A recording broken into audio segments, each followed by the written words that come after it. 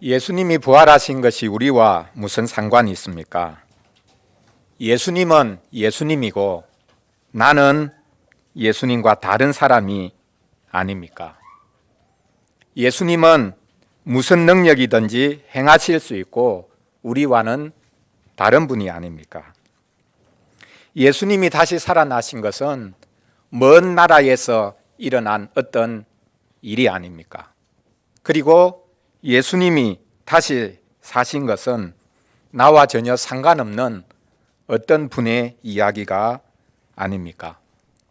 그런데 성경은 예수님이 다시 살아나신 것이 우리와 밀접한 관련을 맺고 있다라고 계속해서 말씀하고 있습니다. 성경은 예수님의 삶 전체가 우리를 위한 삶이라고 말씀하고 있습니다. 부활도 마찬가지입니다.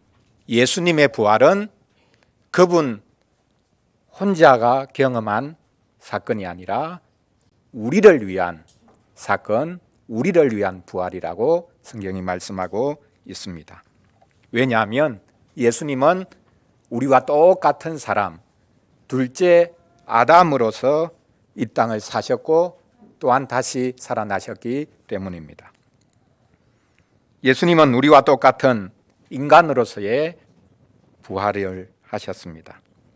예수님의 부활은 하나님이 어떤 분이신지, 하나님이 행하시는 능력이 무엇인지를 잘 보여주고 있습니다. 예수님의 부활은 철저하게 하나님의 능력이요, 하나님이 하신 일을 보여줍니다. 그렇기 때문에 하나님께서 예수님에게 하신 그 일은 똑같이 우리에게도 하실 일임을 미리 보여주신 것이라 라고 성경이 말씀하고 있습니다. 그렇기 때문에 예수님의 부활은 그분 혼자만의 부활이 아니고 우리를 위한 부활, 또 우리를 향한 부활이라는 것을 우리가 알 수 있습니다. 오늘 본문을 가지고 이제는 사도가 순서를 뒤바꾸어서 오히려 말하듯이 우리 부활이 없으면 예수님의 부활도 없다라는 주제로 말씀을 전하려고 합니다. 예수님의 부활은 첫째로 죽은 사람이 살아나는 것이 있다라는 것을 보여줍니다. 둘째로 예수님의 부활은 부활을 전하는 것이 복음 전도이다라는 것을 보여줍니다. 마지막 셋째로 예수님의 부활은 예수님 안에서, 주 안에서 죽는 것이 복이 있다라는 것을 보여줍니다. 예수님의 부활을 잘 보시기 바랍니다. 그 부활을 잘 보면 죽은 자가 다시 살아나는 것, 그리고 주 안에서 죽는 것, 그리고 더 나아가 복음 전도가 무엇인지를 우리가 잘 알고 볼 수가 있습니다. 첫째로 예수님의 부활은 죽은 자가 다시 살아나는 것이 있다라는 것을 보여준다는 것, 이것을 우리가 살펴보겠습니다. 사도는 고린도 교인들에게 편지를 합니다. 사도는 편지를 하면서 여러 주제를 말하지만 오늘 본문에 보면 부활에 관해서 말하기 시작합니다. 12절에서 말씀하는 것이 이것입니다. 사도가 고린도에 가서 전한 것이 바로 이것입니다.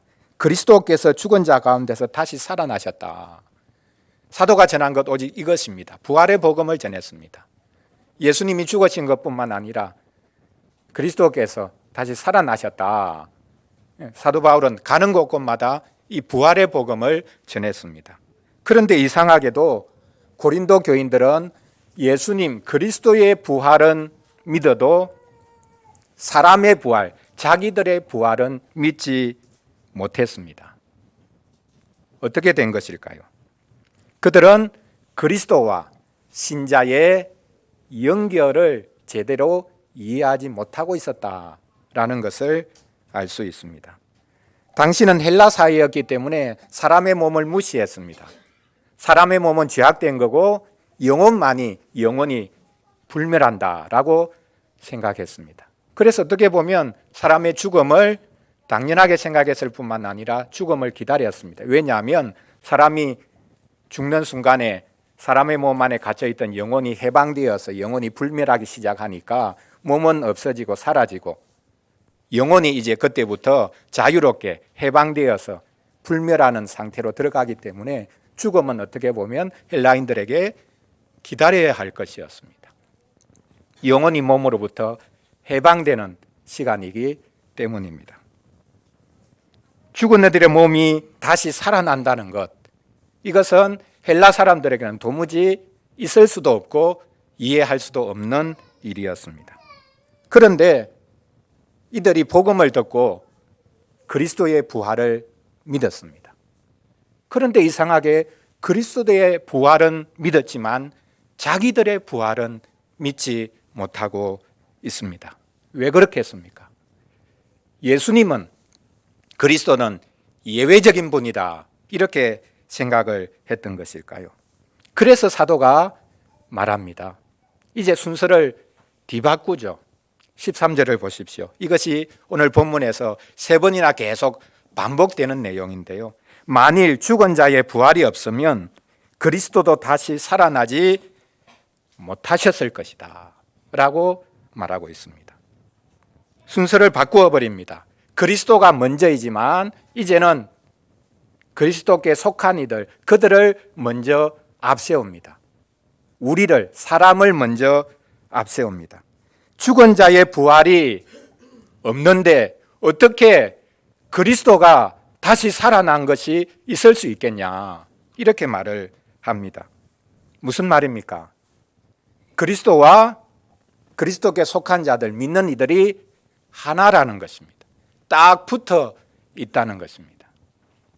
하나님께서는 그리스도를 통해서 우리를 보십니다. 그리스도께 하신 모든 것은 우리를 위해서 하신 일이고 우리에게 할 일을 보여준 것이다, 그런 말입니다. 그래서 지금 사도는 순서를 오히려 바꾸어 버리죠. 예수님이 살아나셨으니까 여러분 살 겁니다, 그거 믿으세요, 이렇게 말하지 않고 여러분이 다시 사는 게 없으면 예수님 살아나지 못하셨을 겁니다, 이렇게 논리를 바꾸어서 지금 말을 하고 있습니다. 그리스도는 사람이 되신 하나님, 둘째 아담이시기에 그분의 부활은 우리 부활을 보여주는 것입니다. 우리가 부활하는 것이 없다면 하나님께서 그리스도를 부활시키시 아니하셨을 것이다 라는 말입니다. 우리가 이것을 믿어야 합니다. 이상한 말처럼 보이지만 우리가 아니고서는 예수님이 부활하지 못하신 겁니다. 우리의 부활이 있기 때문에 하나님이 예수님을 먼저 부활시키신 것입니다. 우리가 다시 사는 것이 없다면 우리와 같아지신 그리스도도 다시 살아나지 못하셨을 것이다. 이것이 지금 사도 바울이 말하고 있는 것입니다. 여러분, 이것이 우리가 가진 믿음입니다. 사실 세상 사람들도 어느 정도는 부활을 믿습니다. 자, 우리 친구들, 세상 사람들, 안 믿는 사람들, 기독교인이 아닌 사람들이 부활을 믿는다, 맞습니까? 자, 그들이 부활을 어느 정도 믿습니다. 본인의 말로도 표현을 하죠. 어떻게 표현합니까? 예를 들어 힘이 없던 사람이 갑자기 힘이 생기면 야, 저 사람 부활했다. 운동선수에게도 종종 이런 말을 하죠. 야구 시즌인데 어떤 투수가 힘이 없다가 갑자기 괴력을 뿜어내는 그런 투구를 하면 야, 부활 투구가 일어났다.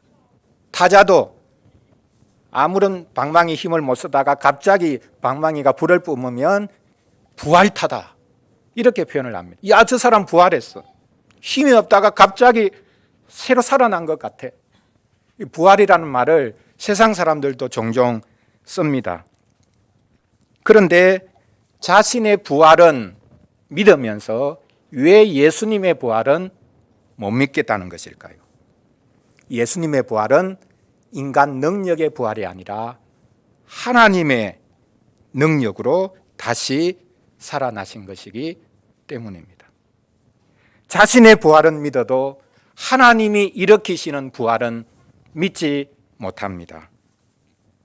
믿지 않는 사람들이 우리에게 종종 질문해 오죠. 예수님 부활하신 건 맞냐? 확인할 수 있냐? 성경이 사실이라는 것을 어떻게 알 수 있냐라고 종종 물어봅니다. 이때 우리는 역으로 물어볼 수 있습니다. 예수님이 어떤 분이라고 생각합니까? 예수님은 당신과 또 우리와 하나도 다르지 않은 분이라고 생각하지 않습니까? 그렇다면 예수님이 부활하셨다는데 우리도 부활하는 것 아니겠습니까? 이렇게 말을 해 보십시오. 예수님이 부활하셨다는 것을 증명하라는 말에 휘둘리지 말고 예수님의 부활을 기정사실로 놓고 우리가 말을 해야 합니다. 우리와 똑같아지신 분이 부활하셨기 때문입니다. 예수님이 다시 살아나셨다는데 그렇다면 우리도 다시 살아나지 않겠나? 이렇게 말을 해야 하는 것입니다. 예수님이 우리와 별 다른 것이 없는 분이라고 말하면서 왜 그분처럼 우리 부활의 가능성을 생각해 보지 않냐라고 우리는 오히려 역으로 말을 해야 하는 것입니다. 자, 예수님의 부활, 그것이 무엇을 말하고 보여주고 있습니까? 우리의 부활이 있다. 죽은 자가 살아나는 것이 있다. 신이 다시 살아나는 게 아니라 어떤 영웅이 다시 살아나는 게 아니라 사람이 다시 살아나는 것이 있다라는 것을 보여주는 것이다 라는 것을 우리가 확인해야 되겠습니다. 둘째로는요, 예수님의 부활이 무엇을 보여주는가? 그것은 부활을 전하는 것이 복음 전도이다 라는 것을 우리에게 보여줍니다. 사도는 15절에서 다시 한 번 더 똑같은 말을 반복합니다. 죽은 자가 다시 살아나는 일이 없으면 그리스도께서 다시 살아나지 못하셨을 것이다. 죽은 자가 다시 살아나는 것이 없으면 하나님께서 그리스도를 다시 살리실 일도 없었을 것이다 라고 말합니다. 이번에는 이 그리스도의 부활, 예수님의 부활을 자신의 복음 전도와 연결시킵니다. 사도가 지금까지 전한 게 무엇이었습니까? 하나님께서 예수님을 다시 살리셔서 그리스도가 되게 하셨다. 하나님의 아드님이 되게 하셨다. 능력의 주님이 되게 하셨다라는 사실을 전했습니다. 그는 이방 땅에까지 가서 이것을 전했습니다. 그리스도께서 다시 살아나지 않으셨는데 이 부활을 전했다면 사도는 거짓말장이죠. 사도들은 거짓 증인들이 됩니다. 그 사도들이 전한 것을 사람들이 믿었다면 헛것을 믿은 것이 되죠. 거짓말에 속은 것이 되죠. 부활이 없다면 복음 전도는 헛것입니다. 부활이 없다면 우리의 믿음도 헛것입니다. 그런데 여기서 그치지 않습니다. 자, 우리 친구들, 예수님의 부활을 알고 믿어도 거짓말쟁이가 될 수 있습니다.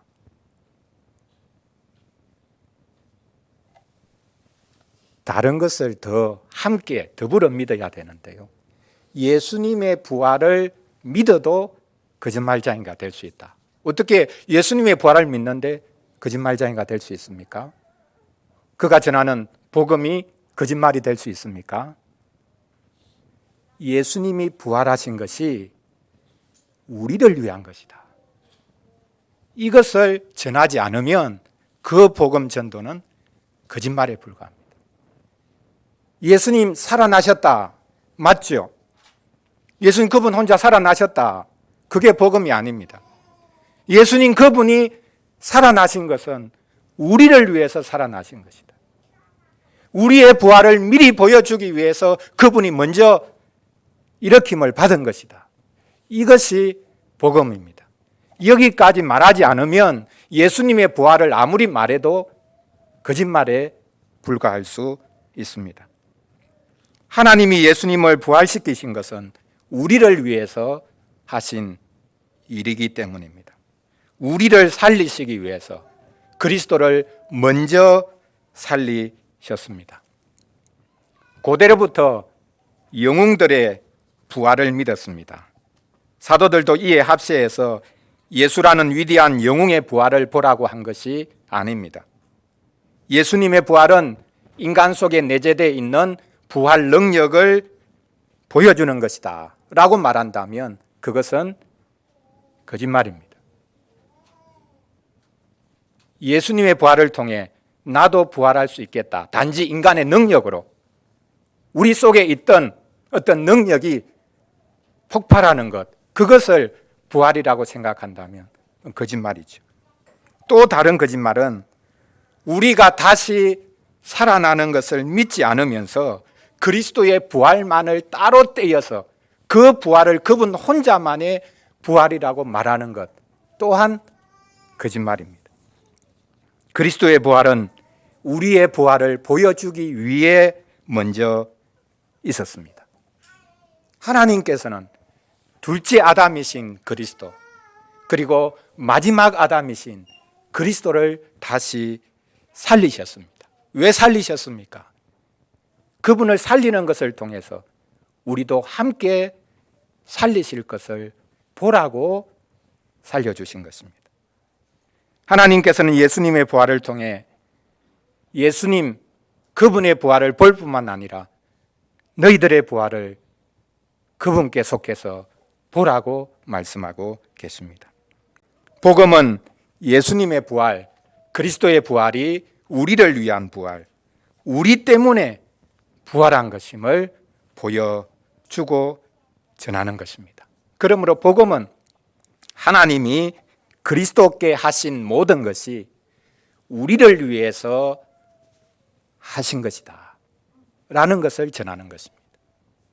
복음은 하나님이 그리스도께 하신 모든 것은 하나도 빼지 않고 다 믿는 이들에게 행하실 것이다 라는 것을 전하는 것입니다. 이것이 복음 전도입니다. 복음 전도는 그리스도의 부활과 믿는 이들의 부활을 연결시켜 주는 것입니다. 이것이 복음을 전하는 것이다. 복음은 부활을 전하는 것이다 라는 것을 우리가 예수님의 부활을 통해서 알 수 있습니다.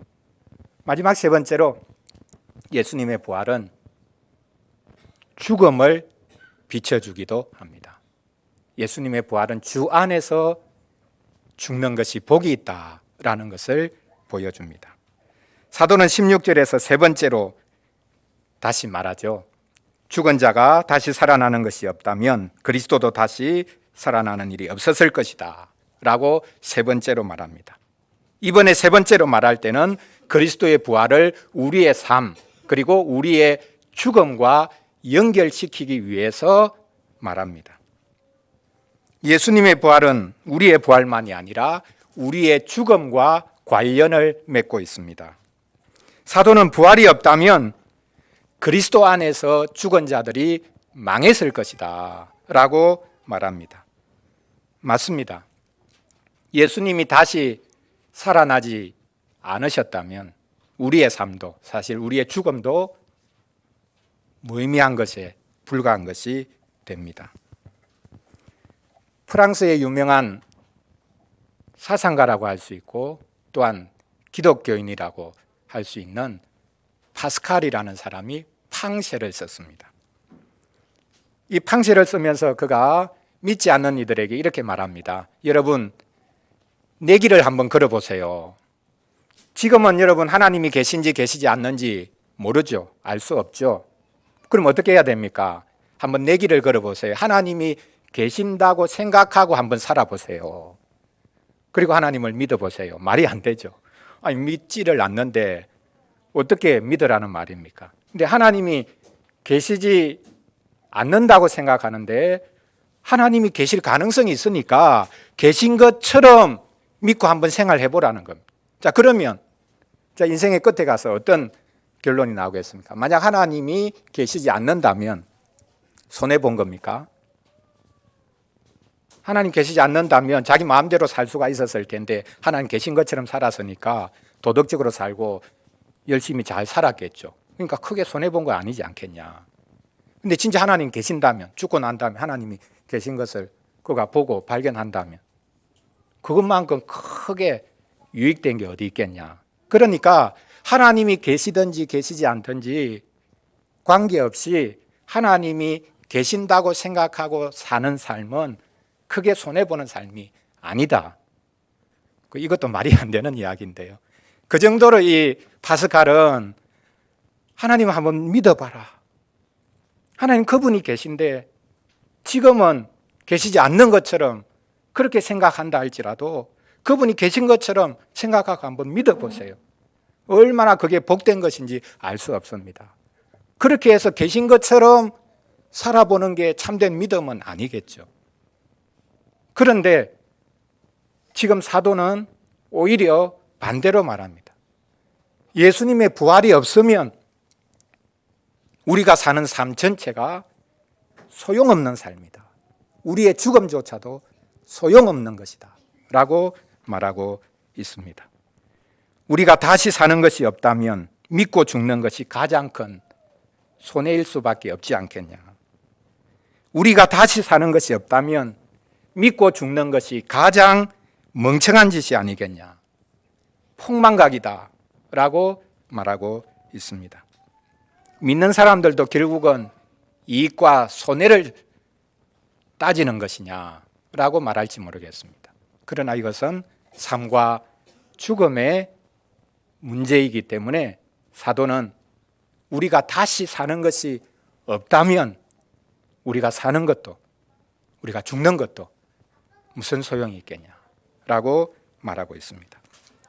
자, 우리 친구들, 자, 잠자는 사람하고 죽은 사람하고의 차이가 뭡니까? 자, 죽은 사람과 잠자는 사람의 차이가 뭘까요? 자, 죽은 사람, 잠자는 사람을 나누는 기준이 뭡니까?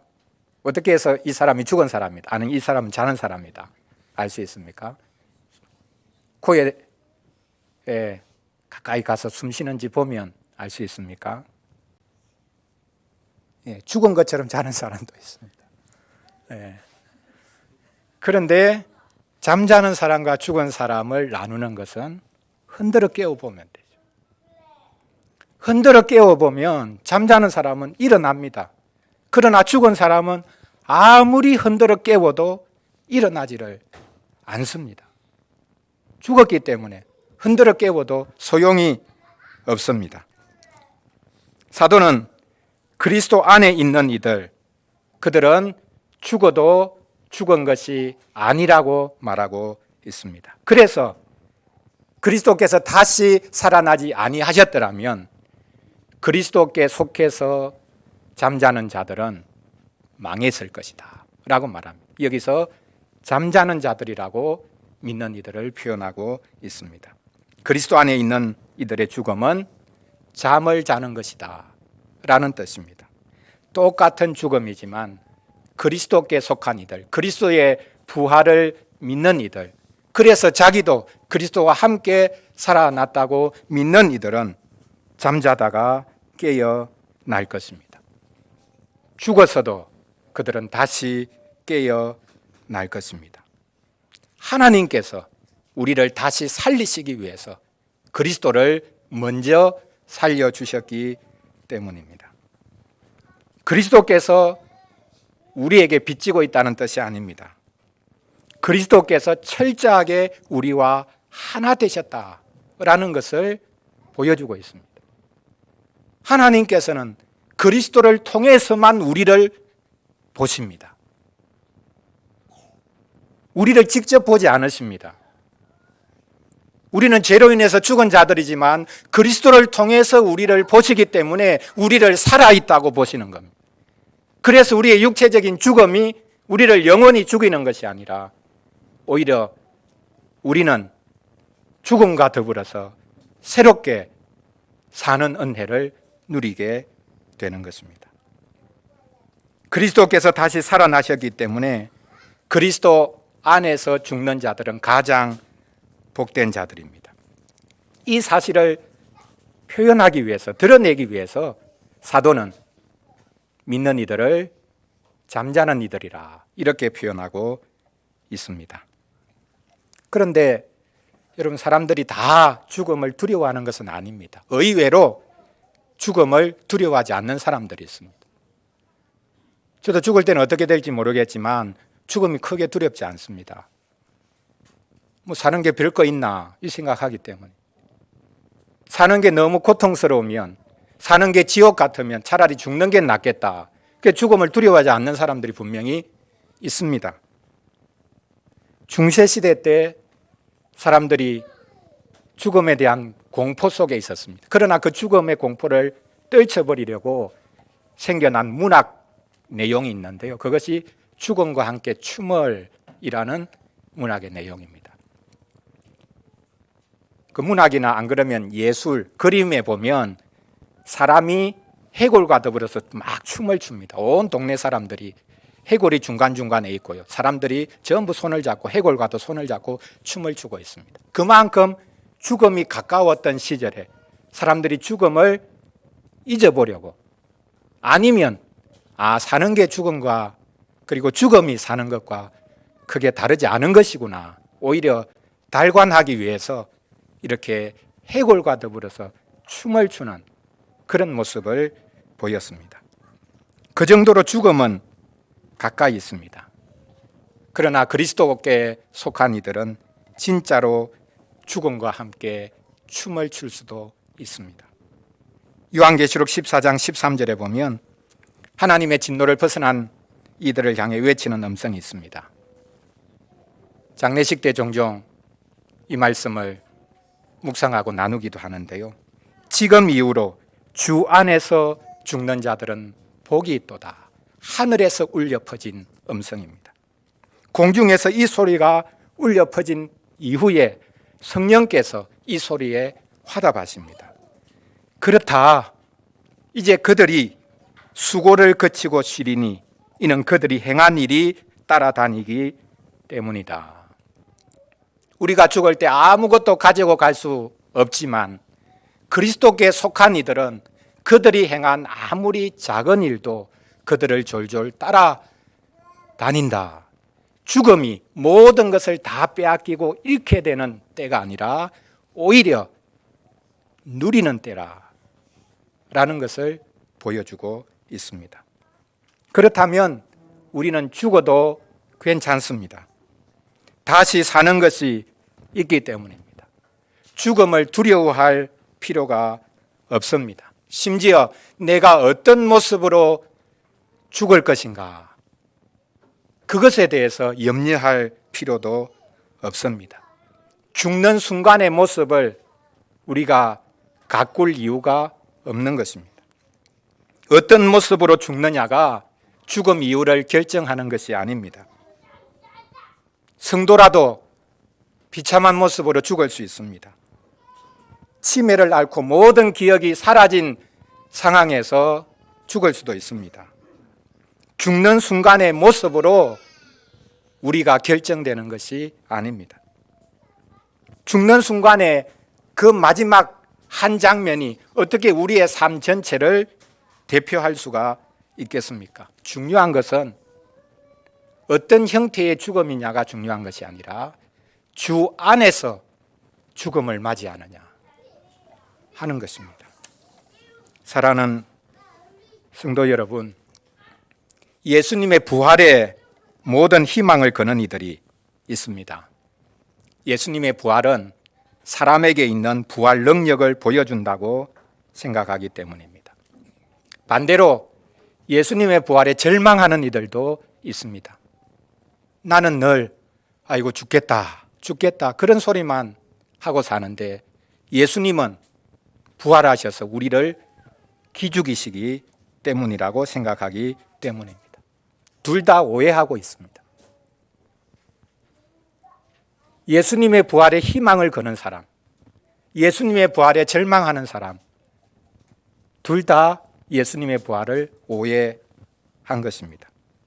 우리는 부활 자체에 희망을 걸거나 절망할 필요가 없습니다. 예수님의 부활은 사람에게 선천적으로 있는 부활 능력을 보여주는 것이 아닙니다. 예수님의 부활은 어떤 상황에도 절망하지 않고 꿋꿋하게 버틸 수 있는 능력을 대표적으로 보여주는 사건이 아닙니다. 예수님의 부활은 하나님께서 친히 하신 일입니다. 그래서 사도는 오늘 본문에서 반복해서 말하고 있습니다. 하나님이 우리를 살려주실 것이기 때문에 예수님도 살려주셨다라고 말합니다. 아니, 좀 더 강하게 말하죠. 우리의 부활이 없다면 예수님의 부활도 없습니다. 이렇게 사도는 아주 강하게 말하고 있습니다. 그 정도로 예수님은 우리와 하나 되신 분이고 하나님은 예수님을 통해서만 우리를 보시고 예수님께 하신 모든 것을 우리에게 다 하실 것이라고 말씀하고 계십니다. 그것이 부활입니다. 예수님의 부활을 통해 자신의 부활을 보는 사람이 복이 있습니다. 예수님의 부활을 보면서도 나 같은 것의 부활은 없다라고 말한다면 그것은 쏟고 있는 것입니다. 거짓말입니다.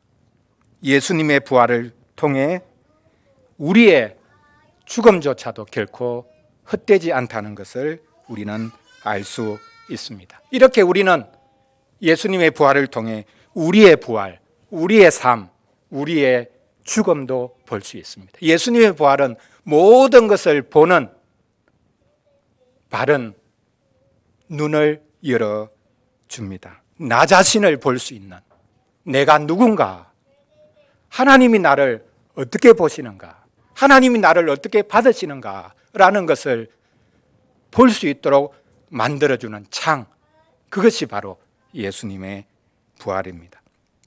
하나님이 예수님께 한 모든 것은 남김없이 나 자신에게 해 주실 것이다, 그것을 보여주는 것이다 라고 믿는 것이 우리 기독교인의 믿음입니다. 부활을 믿고 사시기 바랍니다. 예수님의 부활을 믿고 사는 우리의 삶은 결코 헛되지 않습니다. 더 나아가 죽어도 우리는 다시 살게 되는 은혜와 복을 누릴 수 있습니다. 부활하신 분을 믿고 또 그분께 속해서 사시기를 바랍니다.